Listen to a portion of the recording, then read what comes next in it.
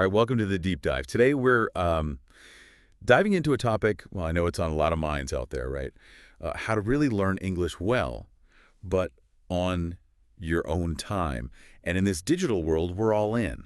Yeah, on your own terms too. Exactly. And, you've sent over some really fascinating stuff on this, all these resources. So our mission here is how do we get the most out of them? Like, what are the real benefits when tech is driving your learning, but also what are the downsides? The challenges you bump into when you're going solo. Right, and you've given us really a fantastic jumping off point here. Yeah. And it seems like you're after, well, a practical understanding. Like, how do you actually navigate all this whole world of learning English, but independently? Yeah, yeah. So let's just jump right in, huh? I mean, it wasn't that long ago. If you were serious about learning English, you pretty much had to sign up for a class, right? Like the Eh, classroom, that yeah, was it. old school way. Right, exactly. But then the internet, smartphones, all that, it really kind of blew the doors open, right? Now you can learn English autonomously, meaning you're calling the shots. You're the captain. You are the captain. And for a lot of folks, that is way more appealing. I mean, the flexibility alone is huge. You learn when you can, where you can. Yeah. And let's face it can be way cheaper than those formal courses. Oh, kidding. So I'm betting, you've dipped your toes into some of these digital tools yourself, right? What's been your experience so far? Yeah, totally. And what strikes me is how this shift really puts the learner, at the very center. Front and center. Front and center, exactly. It becomes about tailoring the whole experience, making it fit your needs, how you learn best. You even sent over this personal story, and it shows this whole self-directed thing in action, not just theory, but people actually doing it. Yeah, that was really cool to see. One of the things that really grabbed me was that firsthand account you shared, your own learning journey, right? And you were using a whole bunch of different digital tools like websites you'd found, all those video platforms we've got now, even interactive apps. And you were even on those online forums, right? It's like you were, building your own course almost. Yeah, kind of a DIY Yeah, curriculum. exactly. And, one thing that jumped out of the videos you were using, they had the transcripts, right? Like the text running along with the audio. And some subtitles, yeah. Yeah, subtitles. And there were even exercises built right in.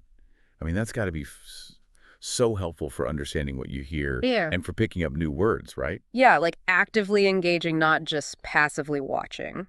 Right, right. And this is where it gets really interesting for me, thinking about the advantages, the plus side of going digital and independent. It's all about you, the learner, isn't it? Mm. It's what they call learner-centered pedagogy. So like teaching that revolves around the student. Everything can be customized, like your goals, what methods work for you, even how fast or slow you go. It makes sense, right?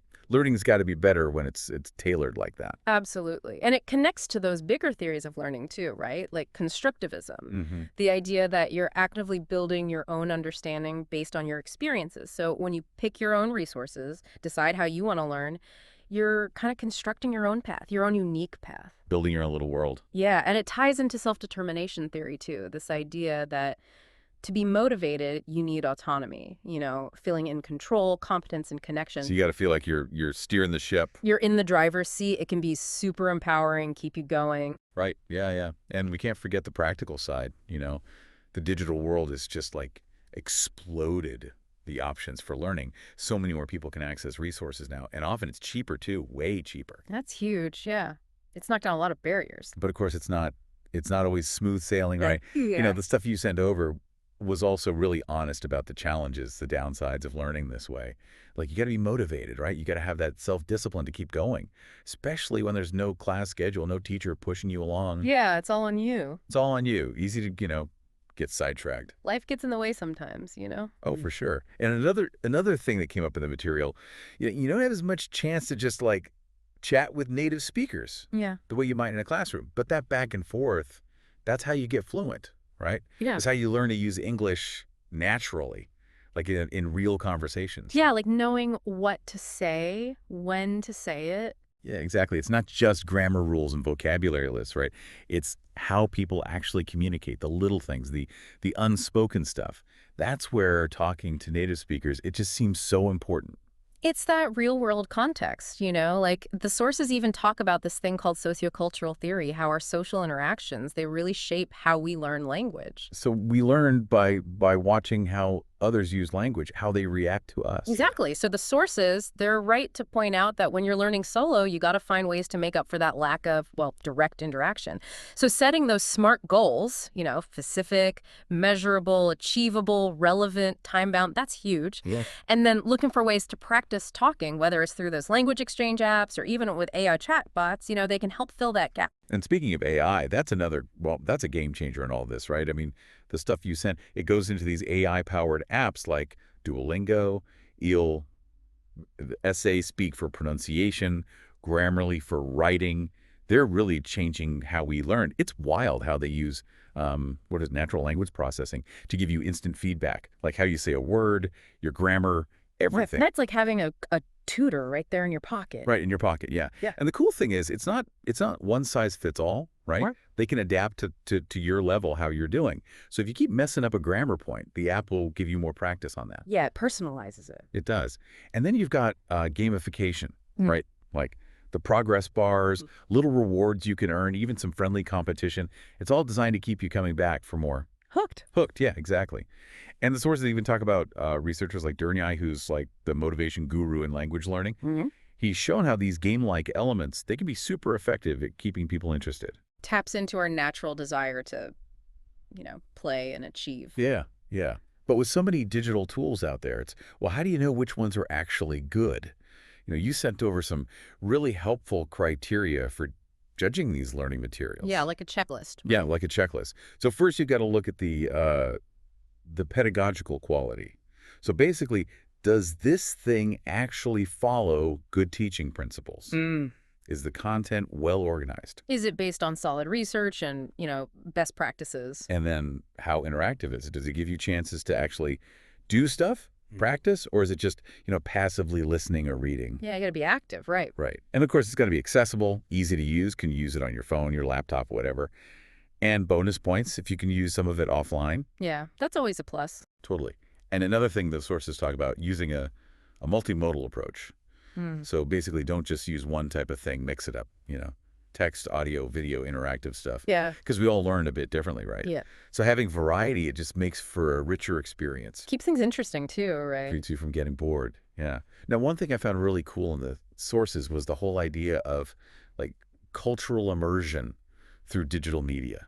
So it's not just about the language itself, right? It's Yeah. about understanding the culture behind it. Mm-hmm. And that's where things like movies, TV shows, music, podcasts, they can be so powerful. You're absorbing the culture while you learn. Yeah, you are. You pick up on those unwritten rules, the slang, the idioms, all those cultural references you won't find in a textbook. It's like learning by osmosis. This, yeah. And it goes back to Krushen's input hypothesis. This idea that you need to be exposed to language you can understand, but in real-world content. Meaningful context, yeah. Right. So authentic media, it gives you that. You see and hear how English is used naturally, which helps your language skills, but also your intercultural competence. Yeah. Understanding and interacting with different cultures. That's so important these days. Essential, really. Absolutely. Yeah. And it's not just passively consuming stuff either, right? The sources also talk about the benefits of connecting with other learners online, those study groups, forums, social media groups. It's not the same as face-to-face, but it still gives you that sense of community, right? Yeah, you're not alone. Yeah.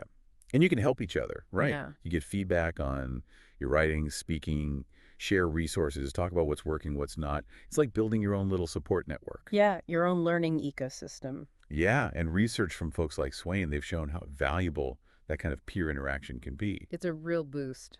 So taking all this into account, if someone's just starting out with learning English on their own, what advice would you give them? Like practical tips based on everything we've talked about? Well, the sources actually lay out some great starting points.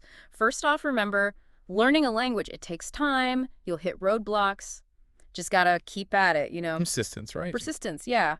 And like I said, set those SMART goals. Give yourself a target, something to aim for. Stay focused. Exactly. And don't just use one resource. Mix it up.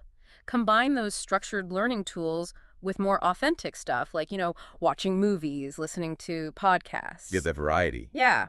And embrace the tech, right? Use those AI apps, get personalized feedback. It can really help. And last but not least, don't try to go it alone. Find those online communities, connect with other learners, even native speakers if you can. Get out there. Yeah. Don't be a hermit. So to wrap this whole deep dive up, it's clear Tech has totally changed how we can learn English independently. It's so much more flexible, more accessible, tons of resources. But it's a journey, right? You got to be Right. self-aware, motivated, strategic about how you use all those tools and resources. It's about being intentional, Hmm. right?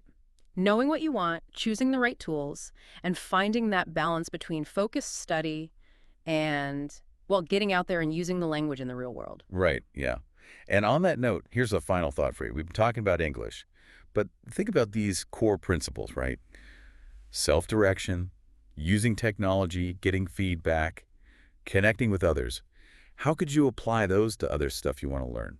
Other skills, personal growth, whatever. I mean, Sure. the internet's got resources for pretty much anything these days. It's a whole world of learning out there waiting to be explored. Exactly. So Yeah. go explore it, right? All right, thanks for joining us for this deep dive. Thanks for having me. See you next time.